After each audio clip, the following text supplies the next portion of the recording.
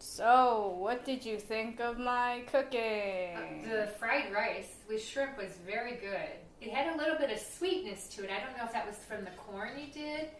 And the sesame seed oil was really a nice touch. It was very good. Cool. That's more detailed. Hey, Abby, what do you think? I thought it was good, and my noodles still beat yours, but I think Fight me. we kind of use the same ingredients, so that was nice. Yeah, you could fight me on that. Hey, Dad, what did you think? It was very good, isn't it? It tasted, I had never had better. We ate almost all of it. Yeah, I it's mean, we almost actually gone. did. All right, see y'all later.